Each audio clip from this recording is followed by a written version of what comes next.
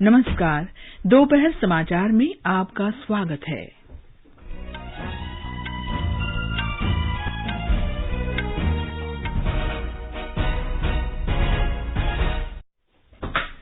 प्रधानमंत्री नरेंद्र मोदी ने बंगलुरु में मस्तिष्क अनुसंधान केंद्र का उद्घाटन किया। श्री मोदी आज दोपहर बाद कई विकास योजनाओं का शुभारंभ और लोकार्पण करेंगे। गृहमंत्री अमित शाह ने नई दिल्ली में साइबर और राष्ट्रीय सुरक्षा पर आयोजित राष्ट्रीय सम्मेलन में कहा, साइबर अपराध से सुरक्षित भारत का निर्माण सरकार की सर्वोच्च प्राथमिकता। केंद्रीय स्वास्थ्य मंत्री डॉ मनसुख मांडविया ने वर्चुअल माध्यम से राष्ट्रीय चिकित्सा विज्ञान परीक्षा बोर्ड के 21वें दीक्षांत समारोह को संबोधित किया।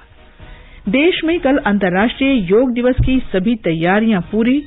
प्रधानमंत्री मैसूरू में आयोजित मुख्य समारोह का नेतृत्व करेंगे।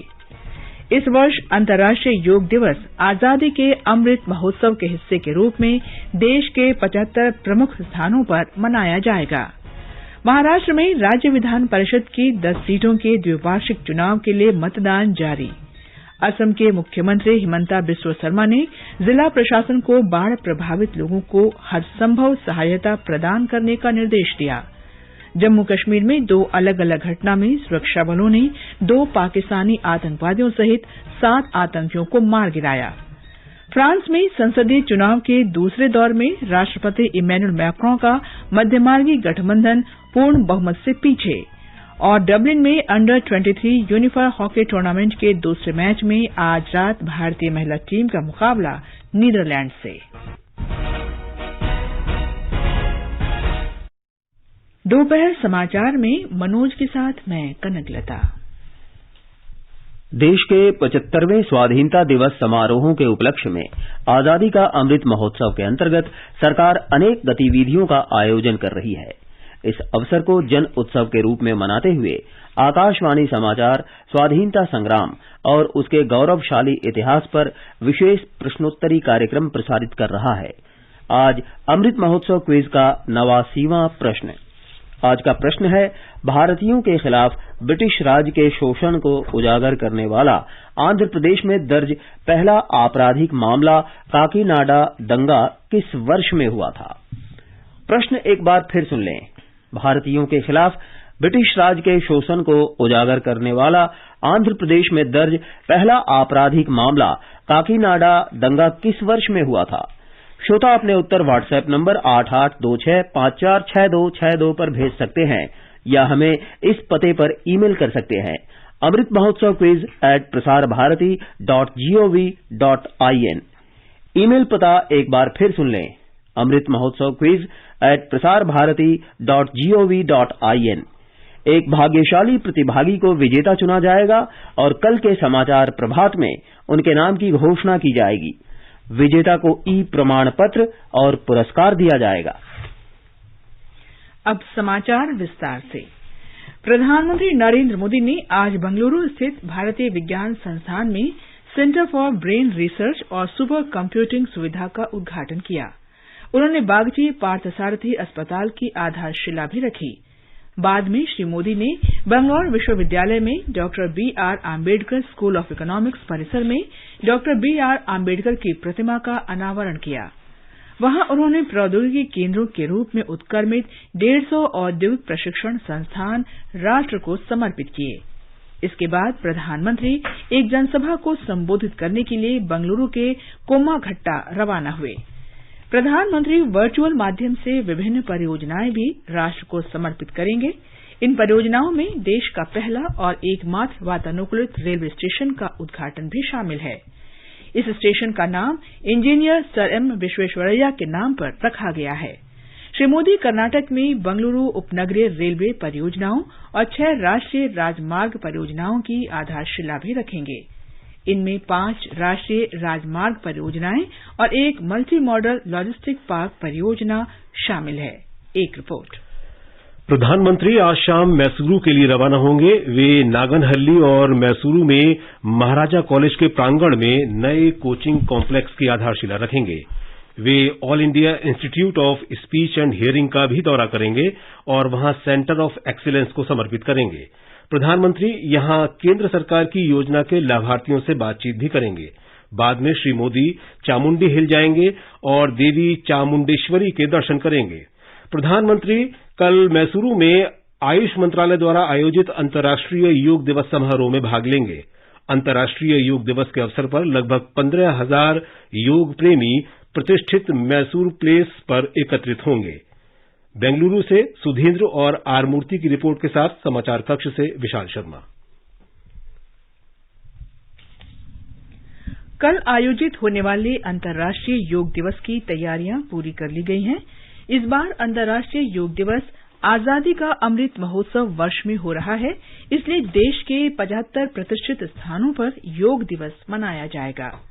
आयुष मंत्री सर्बानंद सोनोवाल ने इन कार्यक्रमों के बारे में जानकारी दी।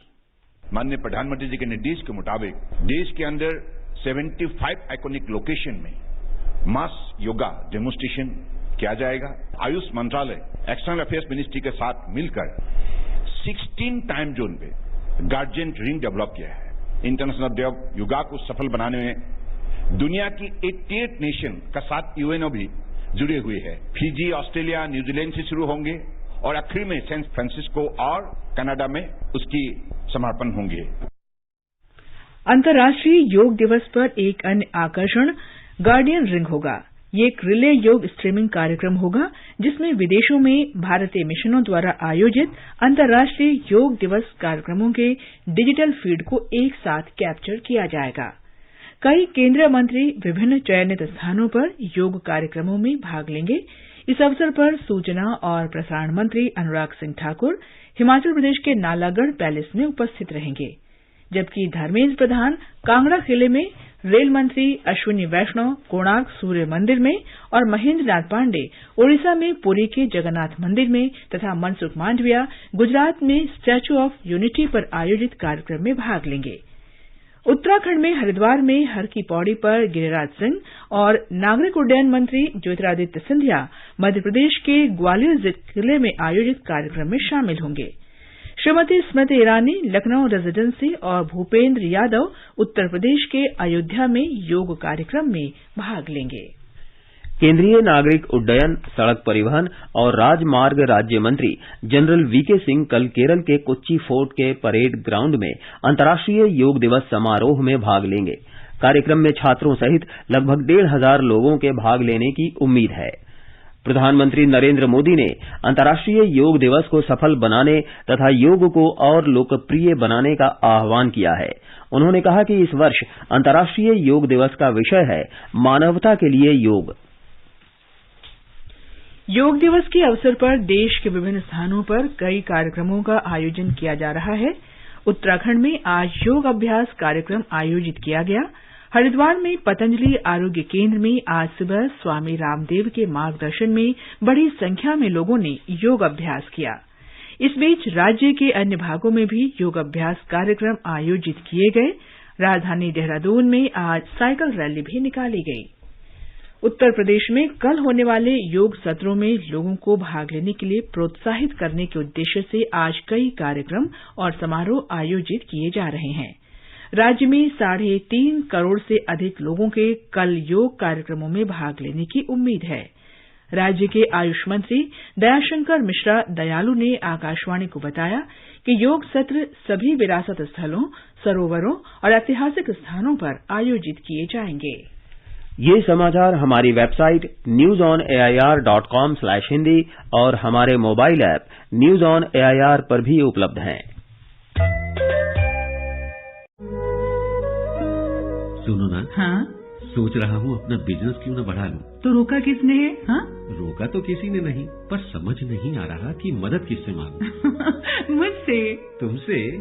तो अच्छा बताओ फिर। आकाशवाणी है ना, मैंने सुना है उसका नेटवर्क देश भर में फैला है। पर उससे मेरा क्या फायदा? देखो, फायदा है। जिस शहर में चाहो विज्ञापन की मदद से उपभोक्ताओं तक पहुंच जाओ। पर अब ये भी तो बता दो कि आकाशवाणी से संपर्क कैसे करूं? बहुत आसान है, मैं बताती हूँ। नंबर नोट करो, 870-001-4242। 870-001-4242।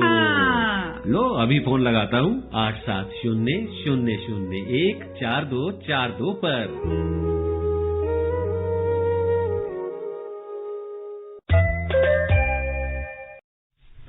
दोपहर समाचार में आपका फिर स्वागत है। गृह मंत्री अमित शाह ने राष्ट्र के विकास पर बल देते हुए कहा है कि साइबर अपराध से सुरक्षित भारत का निर्माण सर्वोपरि है। उन्होंने कहा कि वर्तमान में साइबर सुरक्षा के बिना भारत का विकास नहीं हो सकता। साइबर और राष्ट्रीय सुरक्षा पर एक राष्ट्रीय सम्मेलन में श्री शाह ने कहा कि भारत सभी क्षेत्रों में आगे बढ़ रहा है और सभी स्तरों पर प्रौद्योगिकी का उपयोग बढ़ा है। उन्होंने आगाह किया कि अगर साइबर अपराध से सुरक्षा सुनिश्चित नहीं की गई तो ये देश के लिए एक बड़ी चुनौती बन सकती है। आज के युग में भारत का विकास साइबर सुरक्षा के बगैर हम कर ही नहीं सकते, क्योंकि प्रधानमंत्री जी के इनिशिएटिव से ही आज भारत हर क्षेत्र में इतना आगे बढ़ रहा है।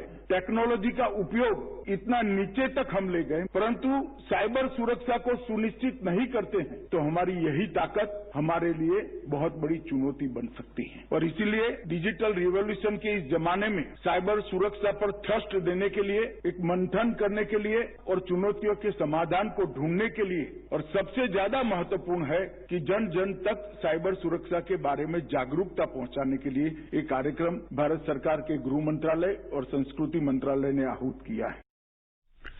श्री शाह ने कहा कि प्रधानमंत्री मोदी का सपना है कि प्रत्येक भारतीय को प्रौद्योगिकी और इंटरनेट के माध्यम से स्वयं को सशक्त बनाना चाहिए। श्री शाह ने इस बात पर भी जोर दिया कि डिजिटल इंडिया कार्यक्रम के कारण लोगों का सशक्तिकरण हुआ है और उनके जीवन में सकारात्मक बदलाव आए हैं। प्रधानमंत्री जी का विजन है कि प्रत्येक भारतीय को टेक्नोलॉजी से और इंटरनेट के माध्यम से अपने आप को सशक्त करना चाहिए, और डिजिटल इंडिया कार्यक्रम के वजह से एम्पावरमेंट भी हुआ है। सशक्तिकरण होने के साथ साथ सकारात्मक परिवर्तन भी हमारे जीवन के अंदर आया है। प्रधानमंत्री कार्यालय में राज्य मंत्री जितेंद्र सिंह ने कहा है कि अग्निपथ योजना देश के युवा बेरोजगारों के हित में लाई गई है। इस योजना का उद्देश्य उन्हें रोजगार देने के साथ साथ देश सेवा का अवसर प्रदान करना है।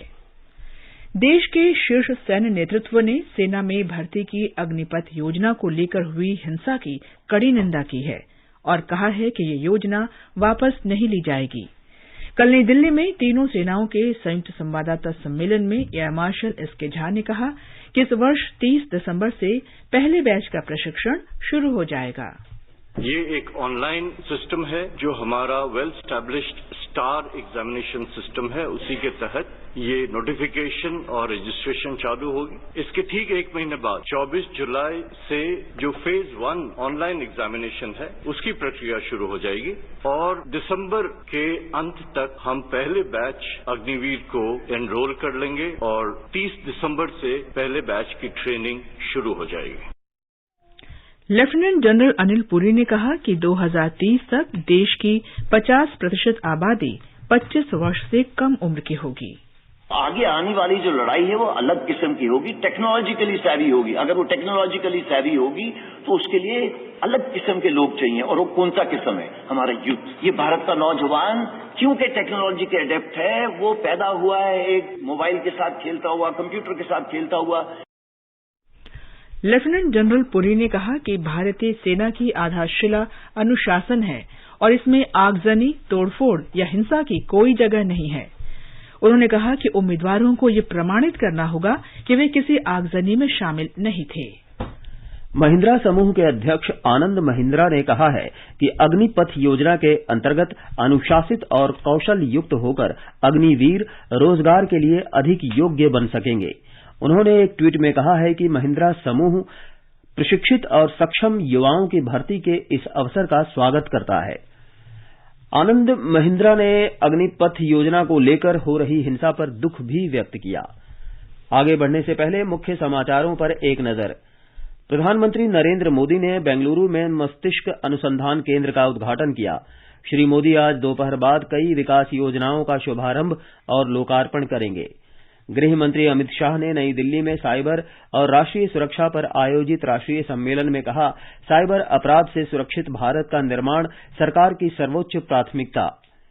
केंद्रीय स्वास्थ्य मंत्री डॉक्टर मनसुख मांडविया ने वर्चुअल माध्यम से राष्ट्रीय चिकित्सा विज्ञान परीक्षा बोर्ड के 21वें दीक्षांत समारोह को संबोधित किया।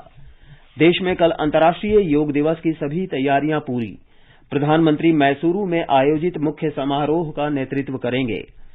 इस वर्ष अंतर्राष्ट्रीय योग दिवस आजादी के अमृत महोत्सव के हिस्से के रूप में देश के 75 प्रमुख स्थानों पर मनाया जाएगा। महाराष्ट्र में राज्य विधान परिषद की 10 सीटों के द्विवार्षिक चुनाव के लिए मतदान जारी। असम के मुख्यमंत्री हिमंता बिस्वा शर्मा ने जिला प्रशासन को बाढ़ प्रभावित लोगों को हर संभव सहायता प्रदान करने का निर्देश दिया। जम्मू कश्मीर में 2 अलग अलग घटना में सुरक्षा बलों ने 2 पाकिस्तानी आतंकवादियों सहित 7 आतंकियों को मार गिराया। फ्रांस में संसदीय चुनाव के दूसरे दौर में राष्ट्रपति इमैनुअल मैक्रों का मध्यमार्गी गठबंधन पूर्ण बहुमत से पीछे। और डबलिन में अंडर 23 जूनियर हॉकी टूर्नामेंट के दूसरे मैच में आज रात भारतीय महिला टीम का मुकाबला नीदरलैंड से। जम्मू कश्मीर के पुलवामा जिले में कल रात हुई मुठभेड़ में एक आतंकवादी मारा गया। आज सुबह भी कुपवाड़ा में 2 आतंकवादी मारे गए। इसके साथ ही पिछले 24 घंटे के दौरान मारे गए आतंकवादियों की संख्या 7 हो गई है। इनमें 2 पाकिस्तानी आतंकवादी भी शामिल हैं। इससे पहले कुपवाड़ा पुलिस ने सेना की टीम के साथ कल एक संयुक्त आतंकवाद रोधी अभियान शुरू किया। इस दौरान आतंकवादियों के साथ हुई मुठभेड़ में प्रतिबंधित आतंकी संगठन लश्कर-ए-तैयबा से जुड़े 2 पाकिस्तानी आतंकवादी मारे गए। पुलिस रिकॉर्ड के अनुसार मारा गया एक आतंकवादी प्रतिबंधित आतंकी संगठन लश्कर-ए-तैयबा से जुड़ा था, जबकि दूसरा आतंकी जैश-ए-मोहम्मद से जुड़ा था। केंद्रीय स्वास्थ्य मंत्री डॉक्टर मनसुख मांडविया ने कहा है कि मोदी सरकार ने भारत को स्वस्थ राष्ट्र बनाने के लिए हर स्तर पर काम किया है। वर्चुअल माध्यम से राष्ट्रीय चिकित्सा विज्ञान परीक्षा बोर्ड के 21वें दीक्षांत समारोह को संबोधित करते हुए उन्होंने कहा कि आयुष्मान भारत प्रधानमंत्री जन आरोग्य योजना के तहत प्रत्येक वर्ष प्रति परिवार 5 लाख रुपए तक के मुफ्त इलाज की सुविधा दी गई है। स्वास्थ्य मंत्री ने कहा कि देश भर में अब तक 1,18,000 से भी ज्यादा हेल्थ और वेलनेस सेंटर चल रहे हैं।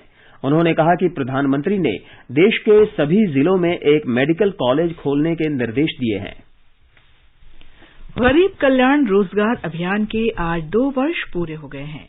सरकार ने 2020 में आज ही के दिन 50,000 करोड़ रुपए के संसाधनों के साथ इस अभियान की शुरुआत की थी।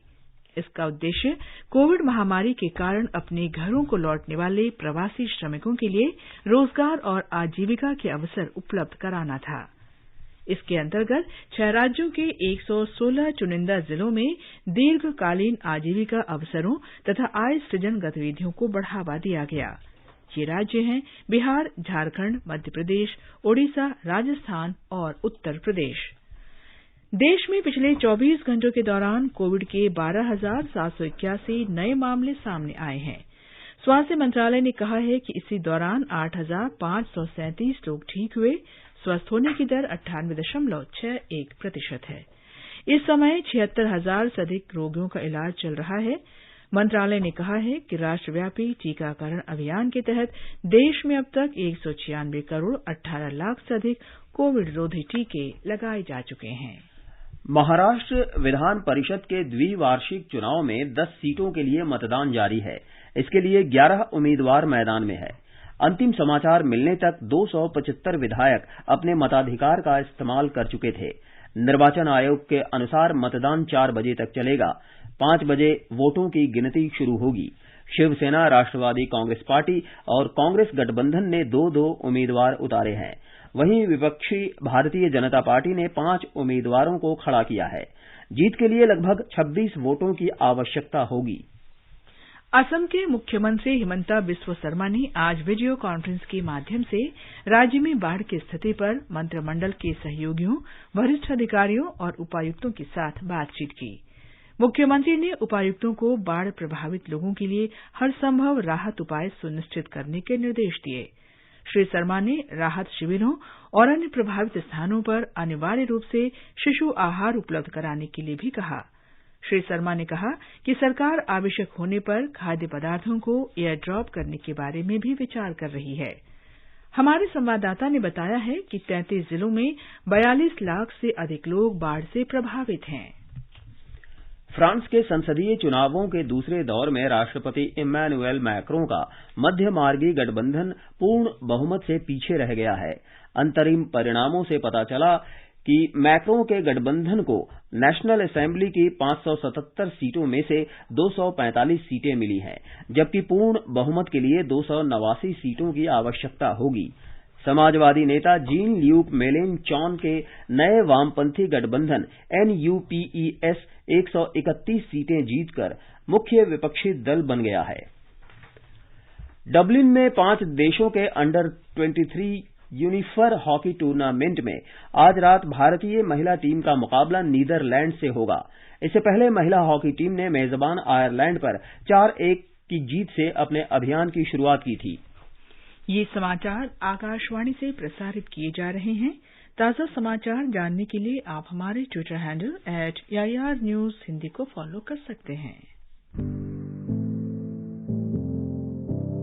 कंपटीशन की अगर आप कर रहे हैं तैयारी, तो उनके लिए ऑल इंडिया रेडियो पर हम लाए हैं अभ्यास, एक ऐसा कार्यक्रम जिसमें आप पूछेंगे सवाल व्हाट्सएप नंबर 9289094044 पर, या फिर ईमेल करेंगे abhyas.airnews@gmail.com पर, और हमारे विशेषज्ञ देंगे इसका जवाब। इस बार का विषय है इंटरनल सिक्योरिटी और सवाल भेजने की अंतिम तारीख है 22 जून। आपका अभ्यास हमारा प्रयास।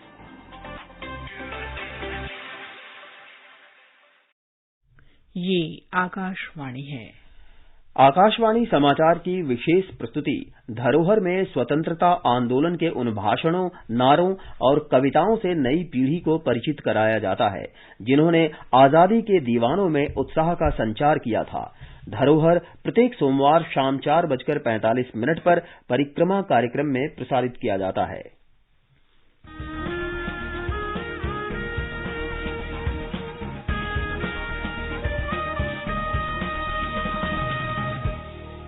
आजादी के आंदोलन के खजाने में ऐसे ढेरों शब्द जिन्होंने बदल दिए इतिहास, तारीख बदलने वाले लफ्जों पर आकाशवाणी समाचार प्रसारित कर रहा है विशेष कार्यक्रम धरोहर हर सोमवार।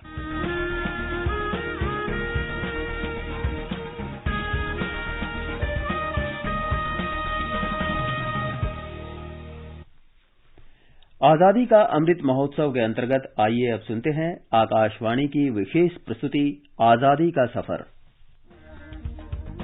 आजादी का अमृत महोत्सव।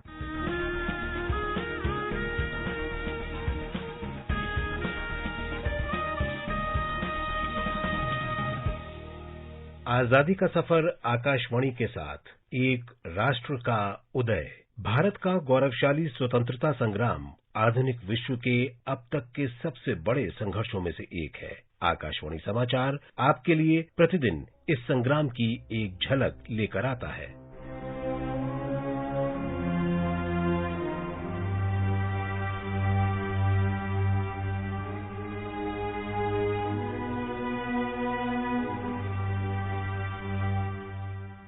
जून 1756 को बंगाल के नवाब सिराजुद्दौला ने फोर्ट विलियम में किलेबंदी के अनाधिकृत निर्माण के लिए ईस्ट इंडिया कंपनी को दंडित करने के उद्देश्य से कलकत्ता पर कब्जा कर लिया। उन्होंने ईस्ट इंडिया कंपनी की सेना को बाहर कर किला जीत लिया।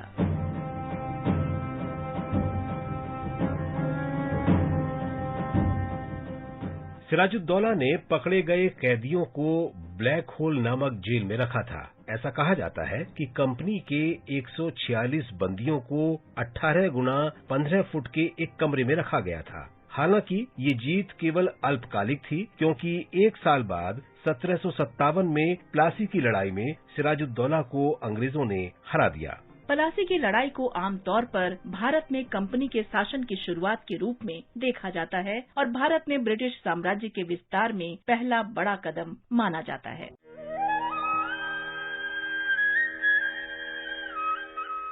आज हम क्रांतिकारी स्वतंत्रता सेनानी मनिंद्रनाथ बनर्जी को भी याद कर रहे हैं, जिनकी मृत्यु 20 जून 1934 को हुई थी। वे क्रांतिकारियों राजेंद्रनाथ लाहिड़ी और जितेंद्रनाथ सान्याल के निकट सहयोगी थे। যত বিপ্লব বিদ্রোহের আমি সাথী, আমি মাটিতে সেথায় সেথায় মানুষের মুক্তির বিপন্ন গায়, আমি মাটিতে সেথায় সেথায় মানুষের মুক্তির বিপন্ন গায়, আমারই রক্ত ধরে ভেসে ভেসে বাংলার সপমর বাংলার গৌর। सीआईडी के कुख्यात उपाधीक्षक JN बैनर्जी की हत्या के प्रयास में मनिंद्र नाथ को 10 वर्ष के कठोर कारावास की सजा सुनाई गई थी। फतेहगढ़ सेंट्रल जेल में कैद के दौरान मनमथ नाथ गुप्ता और यशपाल के साथ मनिंद्र ने राजनीतिक बंदियों के बेहतर इलाज की मांग को लेकर 2 बार भूख हड़ताल की। दूसरी भूख हड़ताल ने मनिंद्र के स्वास्थ्य को बुरी तरह प्रभावित किया और 20 जून 1934 को उनका निधन हो गया। आकाशवाणी समाचार इस महान स्वतंत्रता सेनानी को नमन करता है।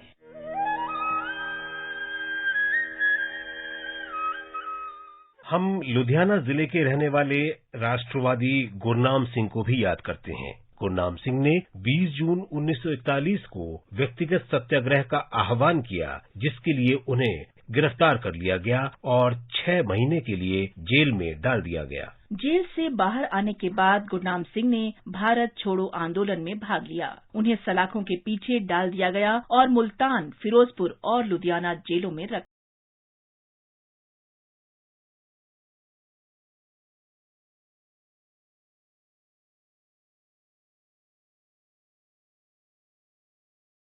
गुरनाम सिंह को सितंबर 1944 में लुधियाना जेल में फांसी दे दी गई। इस शहीद को आकाशवाणी समाचार का नमन।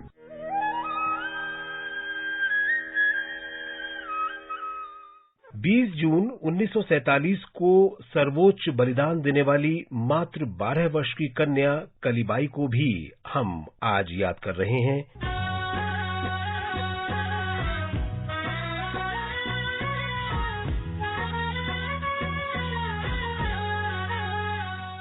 डूंगरपुर के महारावल ने राज्य पुलिस को भीलों के लिए उन सभी विद्यालयों को बंद करने का आदेश दिया जिन्हें राजस्थान सेवा संघ डूंगरपुर ने स्थापित किया था। 19 जून 1947 को जब रास्तापाल गांव के एक भील विद्यालय के शिक्षक सेंगा भाई ने पुलिस अधीक्षक के आदेश का पालन करने से इनकार कर दिया तो उन्हें बुरी तरह पीटा गया। उन्हें पुलिस के ट्रक के साथ रस्सी से बांध दिया गया और खींचा गया। कलीबाई ने इस क्रूर कार्रवाई को देखा। वो बहादुरी से अपने शिक्षक की मदद के लिए दौड़ी और अपनी दरांती से ट्रक से बंधी रस्सी काट दी। राज्य पुलिस ने उन पर गोलियां चलाई। वो गंभीर रूप से घायल हो गई और उन्होंने 20 जून 1947 को डूंगरपुर के अस्पताल में अंतिम सांस ली।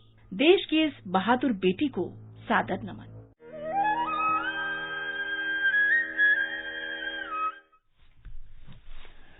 आज विश्व शरणार्थी दिवस है। एक रिपोर्ट। दिवस है। प्रतिवर्ष आज ही के दिन मनाए जाने वाले इस दिवस का उद्देश्य दुनिया भर के शरणार्थियों को सम्मान देना और युद्ध, उत्पीड़न, राजनीतिक उथल-पुथल या हिंसा के कारण विस्थापित लोगों के प्रति संवेदनशीलता तथा जागरूकता का प्रसार करना है। इस वर्ष के शरणार्थी दिवस का विषय है सुरक्षा की मांग का अधिकार। समाचार कक्ष से मैं आरती। बुलेटिन समाप्त होने से पहले अमृत महोत्सव क्विज का आज का प्रश्न फिर सुन लें। भारतीयों के खिलाफ ब्रिटिश राज के शोषण को उजागर करने वाला आंध्र प्रदेश में दर्ज पहला आपराधिक मामला काकीनाडा दंगा किस वर्ष में हुआ था? आप अपने उत्तर व्हाट्सएप नंबर 8826546262 पर भेज सकते हैं या हमें इस पते पर ईमेल कर सकते हैं amritmahotsav@prasarbharati.gov.in। अंत में मुख्य समाचार एक बार फिर। प्रधानमंत्री नरेंद्र मोदी ने बंगलुरु में मस्तिष्क अनुसंधान केंद्र का उद्घाटन किया। श्री मोदी आज दोपहर बाद कई विकास योजनाओं का शुभारंभ और लोकार्पण करेंगे।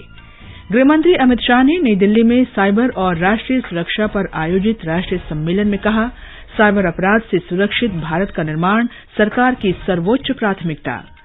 देश में कल अंतर्राष्ट्रीय योग दिवस की सभी तैयारियां पूरी। प्रधानमंत्री मैसूरू में आयोजित मुख्य समारोह का नेतृत्व करेंगे। इस वर्ष अंतर्राष्ट्रीय योग दिवस आजादी के अमृत महोत्सव के हिस्से के रूप में देश के 75 प्रमुख स्थानों पर मनाया जाएगा। जम्मू कश्मीर में 2 अलग-अलग घटनाओं में सुरक्षा बलों ने 2 पाकिस्तानी आतंकवादियों सहित 7 आतंकवादियों को मार गिराया और डबलिन में अंडर 23 यूनिफॉर्म हॉकी टूर्नामेंट के दूसरे मैच में आज रात भारतीय महिला टीम का मुकाबला नीदरलैंड से। इसके साथ ही दोपहर समाचार का ये अंक समाप्त हुआ। नमस्कार।